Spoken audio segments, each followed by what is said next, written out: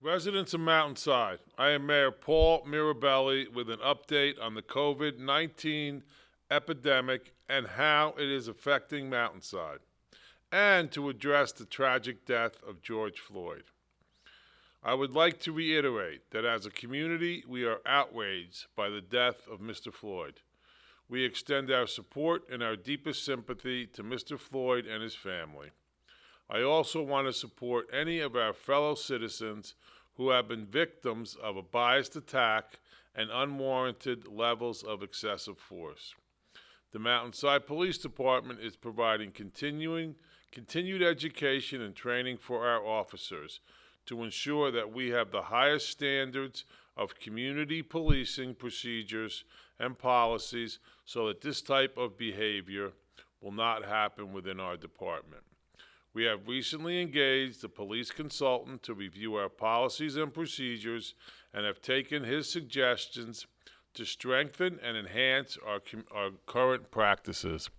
Additionally, the department continues to engage with the community and remains committed to having diversity within its rank and file. We are committed to the belief that every person deserves to be treated with dignity and respect. Any violation of these core principles is inexcusable. It is the responsibility of the police department to serve the community with the professionalism it deserves and demands. With respect to the COVID-19 epidemic and how it affects us, I think it is important to continue to thank all the doctors, nurses, and other medical support staff who are on the front lines of fighting to save lives from COVID-19. These people are truly heroes. They risk their own lives in order to save lives. They miss time from their families so that they can protect your families. They are to be commended for their heroic efforts. I also want to thank our first responders, the Mountainside Police Department, the Fire Department, and most importantly, our EMTs and Rescue Squad. They must all be commended for the sacrifices and their dedication in continuing to be on the front lines in the fight against COVID-19. I also want to thank all the essential workers, which include all grocery store workers, all workers who prepare, process, and deliver food and other products to our grocery stores, other businesses, and to individuals. These essential workers are to be commended and thanked for their dedication in providing essential food and other products during this pandemic. I am glad to report that Governor Murphy continues to move towards reopening the state, but continues to stress proper social distancing. He issued an executive order that allows outdoor dining at food and beverage establishments in New Jersey. Establishments will be required to follow a number of COVID-19 health and safety protocols issued by the Department of Health, including a limit of 8 customers per table, and also requires at least 6 feet of distance between parties. In addition, a special ruling by the New Jersey ABC will temporarily permit liquor licenses to expand their licensed premises into outdoor areas that are either contiguous or non-contiguous to their permanently licensed premises. Last Tuesday, the Council passed an ordinance that provides a streamlined approval process for allowing outdoor dining, which will allow restaurants to begin to work on their plans for reopening with outdoor seating. Several restaurants have submitted or are in the process of submitting applications for outdoor dining, which include Echo Tap, Bavella's, Mosaico, Stagehouse, Famous Dave's, Spanish Tavern, Public House, and Crohn's. In addition, youth camps shall be permitted to operate after July 6, 2020, provided they comply with the COVID-19 child care and youth camp standards.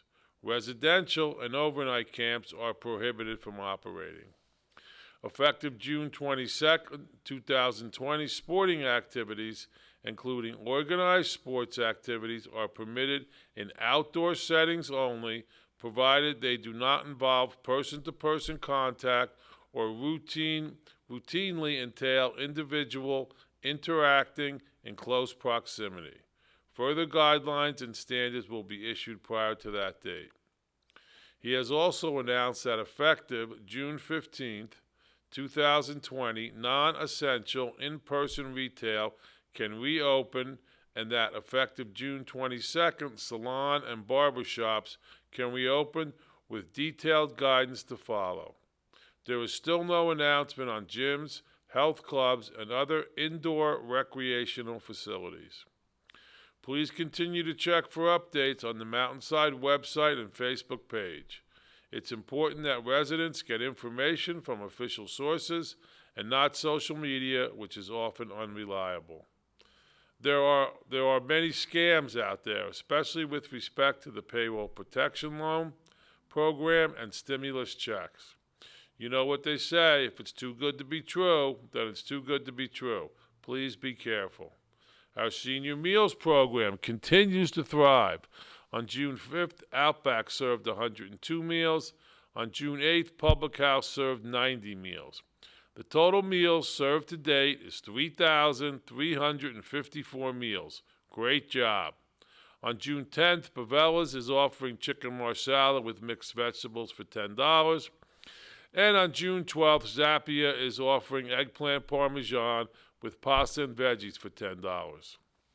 Senior citizens interested can contact Kim Moriak at 908-812-4434 or Nancy Zorian at 908-451-6551.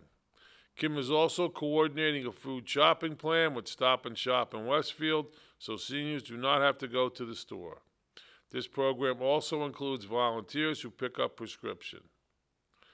Right now, there are 105 seniors and 54 volunteers who participate in these programs. I want to personally thank all of our wonderful volunteers and the businesses who are contributing to these programs. This is the type of community spirit that will help us get through this crisis. With respect to positive tests in Mountainside, since June 4th, there have been no additional residents who have tested positive for COVID-19. The total stands at 71.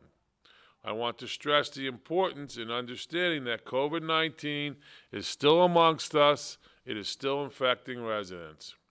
With respect to the community pool, we have not made any final determination on the pool. We are waiting to make that final determination until Governor Murphy announces that community pools can reopen and releases the guidelines. At that point, we can look at whether we can open the pool so it is safe for both staff and members. Our highest priority is to ensure the safety of our staff, pool members, and residents.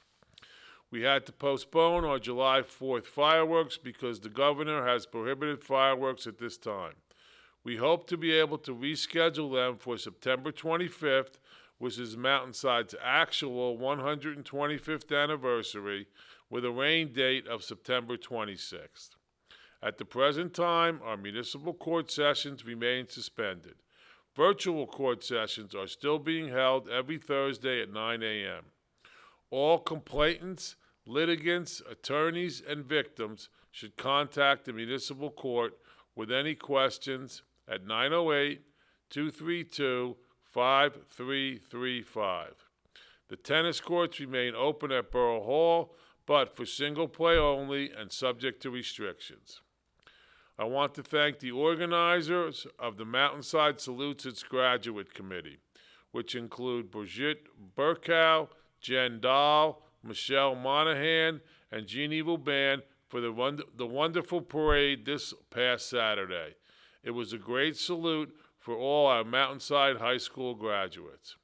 I understand that Robert Nixon, the principal of Governor Livingston High School, is planning an outdoor, in-person graduation on July 8th with a rain date of July 9th.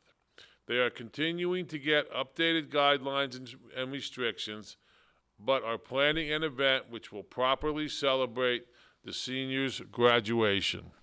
Deerfield School is planning a virtual graduation for their 8th grade students on June 17th, 2020. This will serve as an opportunity to present a formal ceremony for all students that will include all of their traditions, awards, and student music.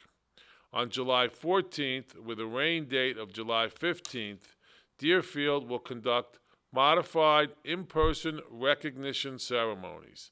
These ceremonies will comply with all gathering, health, and safety guidelines in effect at that time.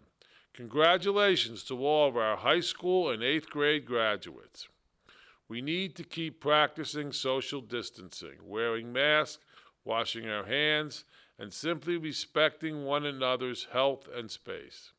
Now more than ever, we need to continue our efforts to continue to stop the spread of this deadly virus.